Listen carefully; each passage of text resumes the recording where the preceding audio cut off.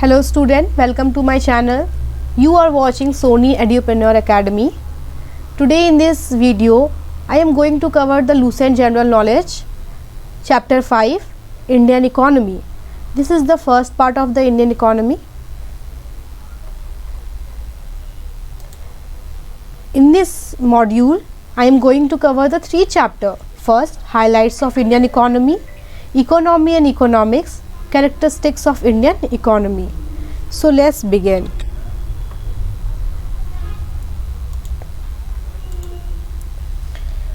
First chapter, highlights of Indian economy.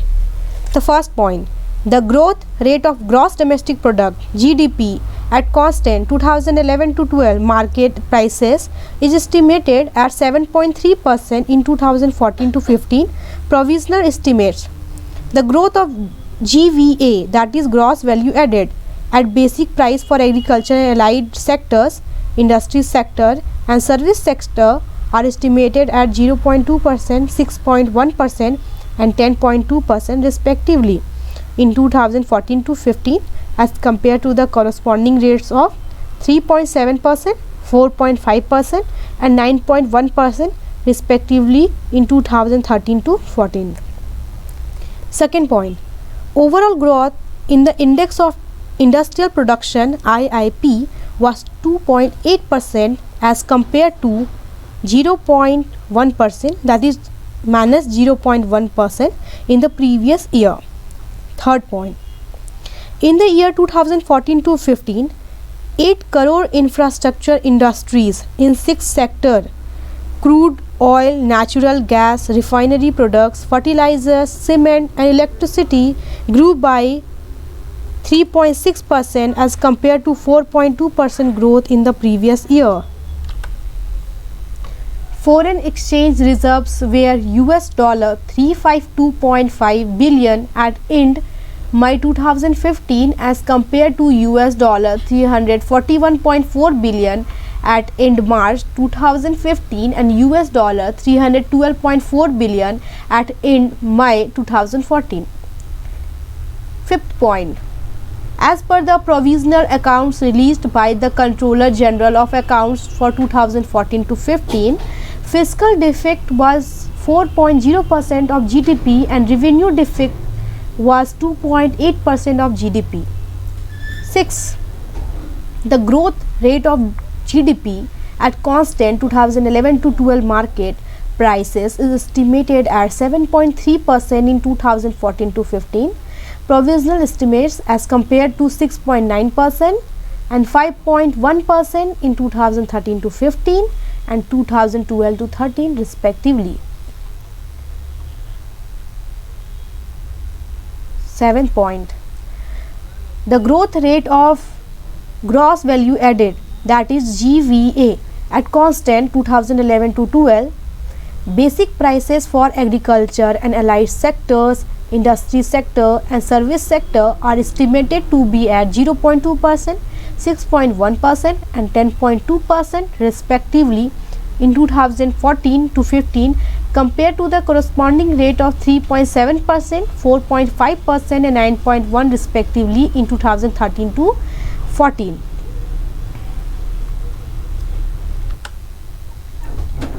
Point number 8, the final consumption expenditure as a percentage of GDP increased from 69.8% in 2012 to 13 to 71% in 2013 to 14 and further to 71.5% in 2014 to 15. Gross fixed capital formation, that is GFCF, as a percentage of GDP declined from 31.4% in 2012 to 13 to 29.7% in 2013 to 14 to 28.7% in 2014 to 15. Point number 9. There was a decline in the rate of gross domestic saving from 33.9% of the GDP in 2011 to 12 to 31.8% in 2012 to 13 and further to 30.6% in 2013 to 14.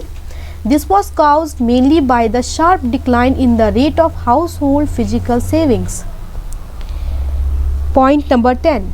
All India production of food grains as per third advance estimate released by Ministry of Agriculture on 13/5/2015.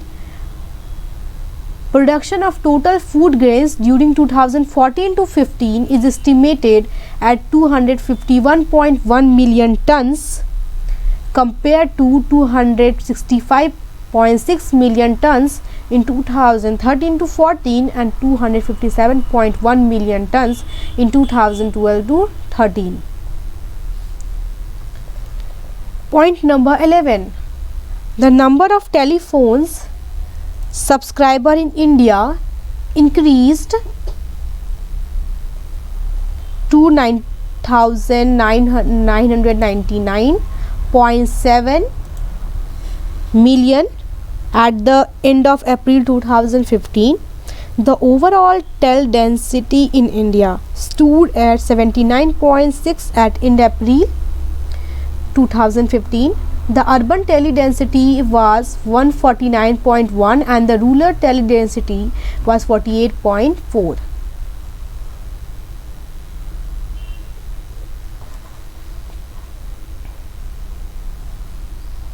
The rail freight, that is point number 12. The rail freight, let me come to the point.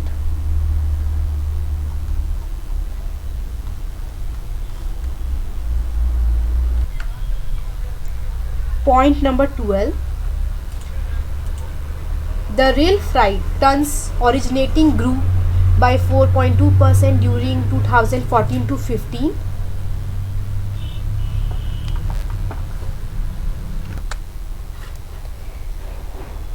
The net ton kilometer of rail freight grew by 5.2% during 2014 to 15.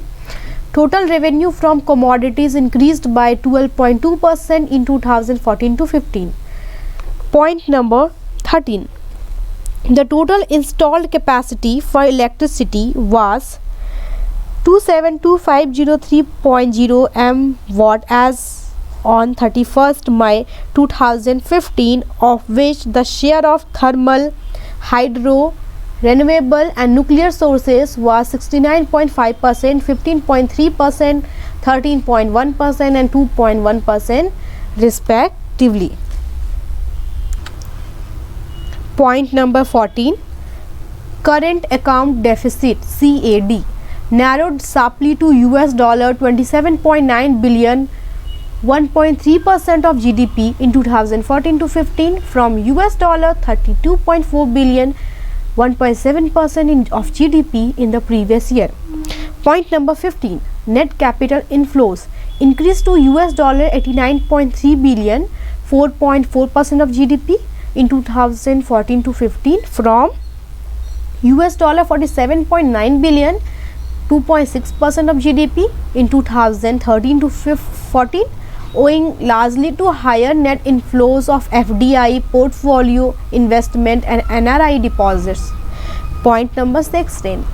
India's external debt remained within manageable limits as indicated by the external debt GDP ratio of 23.2% at the end December 2014 via 23.7 at end March 2014. External debt stock stood at $461.9 billion at end December 2014, recording an increase of 3.5% over the level at in March 2014. Short-term external debt was $85.6 billion at in December 2014, declining of 6.7% over the level at in March 2014.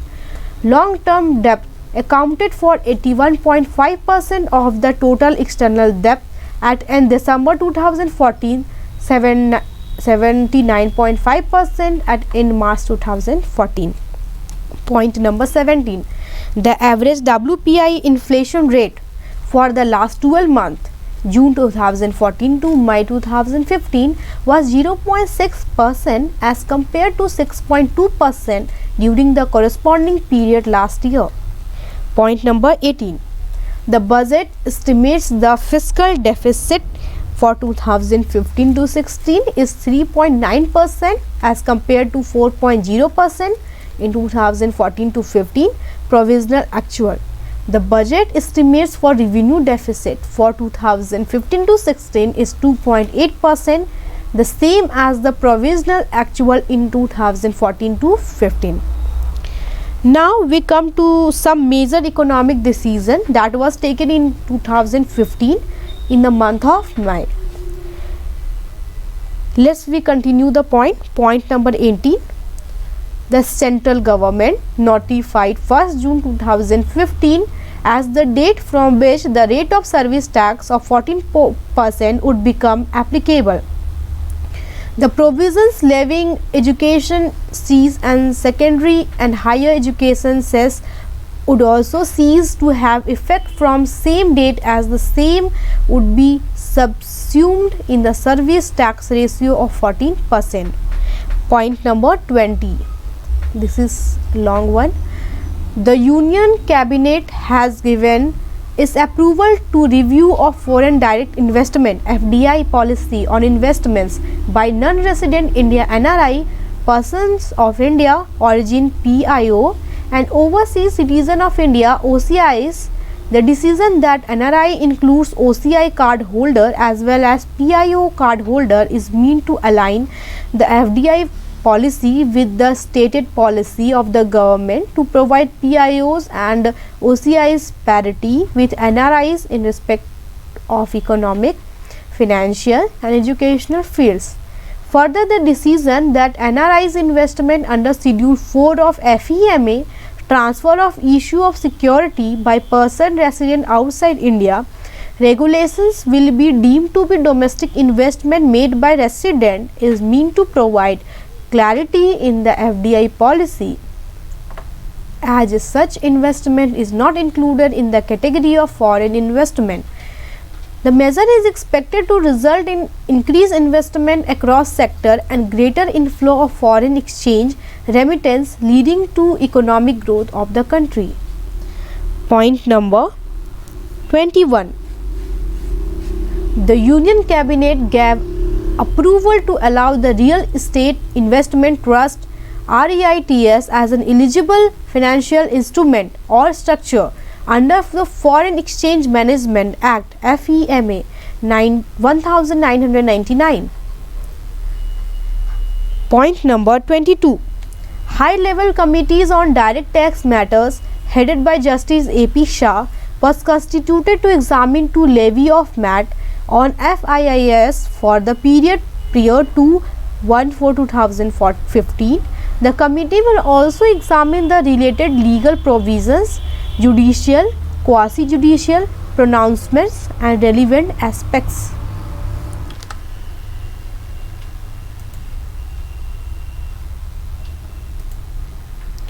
This is from the source MER May 2015.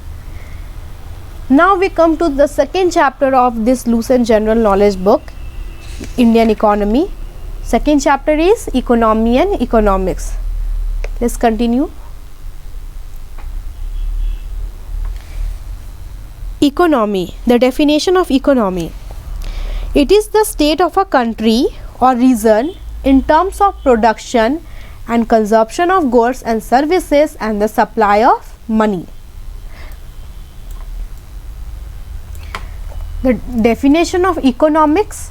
It is the branch of knowledge concerned with the production, consumption and transfer of wealth.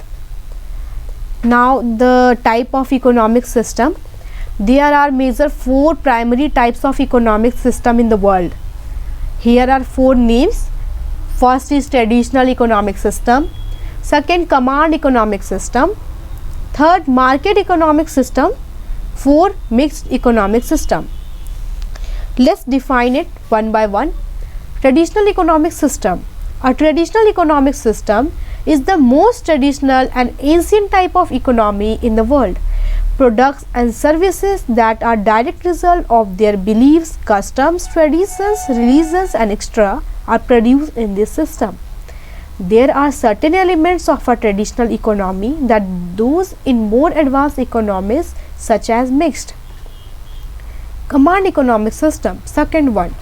In terms of economic advancement, the command economic system is the next step up from a traditional economy. The most important feature of this system is that a large part of economic system is controlled by centralized power, often a federal government. Third point, market economic system. A market economy is very similar to a free market. The government does not control vital resources, valuable goods, or any other major segment of the economy. In this way, organizations run by the people determine how the economy runs, how supply is generated, what demands are necessary and extra. Fourth, mixed economic system. A mixed economic system is also known as dual economy. The main point is dual economy. It is a combination of economic systems, but it primarily refers to a mixture of a market and a command economy. In this type of economic system, the market is more or less free of government ownership except for a few key areas, usually not the resources that a command economy controls. And in this way, second chapter is completed. Now we proceed to third chapter, characteristics of Indian economy, without taking your more time. So let's start. Main characteristic and various aspects of Indian economy are agrarian economy. Even after 6 decades of independence, 48.9% of the workforce of India is still agriculturist, and its contribution to national income in 2013 to 14 is 13.9% only. Not only, it's a great part. 13.9% is the great part. Mixed economy. Second one is mixed economy. Indian economy is a unique blend of public and private sector, that is a mixed economy. After liberalization, Indian economy is going ahead as a capitalist economy or a market economy. Third is developing economy. The following facts shows that Indian economy is a developing economy. What are the facts? First, A. National income. It is the net national income or factor cost of India during 13 to 14 at current prices is estimated at rupees 92 lakh crore, and at constant 2004 to 5 prices at 49.3 lakh crore. At constant 2004 to 5 prices, the national income has shown a growth of 4.2%, while at current prices, the growth rate of national income is 11.9%. B. According to Planning Commission of India's report, India has 27 crore people or 29.1% population living below poverty line as on 31st March 2012. There are some notes, highlighted notes.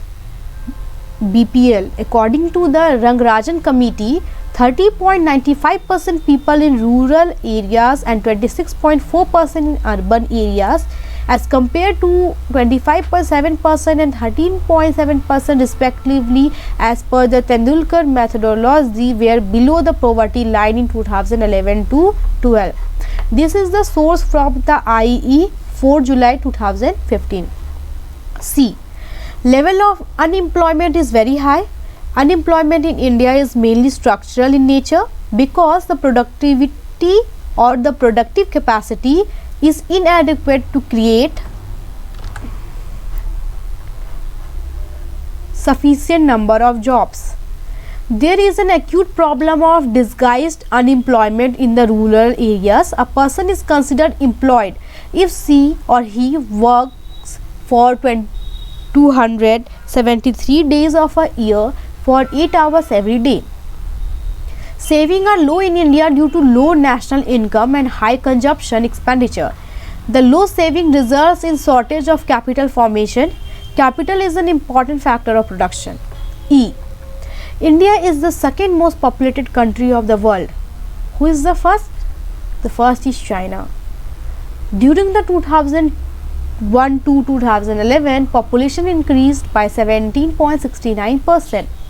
With this high growth rate of population, about 1.83 crore new persons are being added to Indian population every year. According to 2011 census, the total Indian population stands at a high level of 121.07 crore, which is 17.5% of the world's total population. To maintain 17.5% of world population, India holds only 2.42% of total land area of the world. India lacks in large industrialization based on modern and advanced technology, which fails to accelerate the pace of development in the economy. Important facts relating to characteristics of Indian economy. There are 4 facts. The first fact is primary sector of Indian economy is agriculture and the related sectors. Secondary sector of Indian economy is related to industry, manufacturing, electricity and extra. The third tertiary sector of Indian economy is related to business, transport, communication and services. The best indicator of economic development of any country is per capita income. The following factors are important in economic development of a developing country. First, natural resources. Second, capital gain. Third, skilled labor force. Fourth, surplus sale of agriculture. Fifth, justified social organization. Political freedom, freedom from corruption, technological knowledge and general education. So in these ways these 3 chapters are completed. Thank you everyone. I hope you liked the video. Please listen it. This is very beneficial if you are reading Lucent General Knowledge and if you are preparing for the competitive exam. According to psychology, ऐसा कहा जाता है जितना हमें पढ़कर याद नहीं होता उतना हमें सुनकर याद होता है. तो एक बार आप इसे सुने और फिर पढ़ने की कोशिश करें. आई होप कि आपको चैप्टर बोरिंग नहीं लगेगा. Thank you everyone. My next video is up in my playlist. Please go through it. Thank you.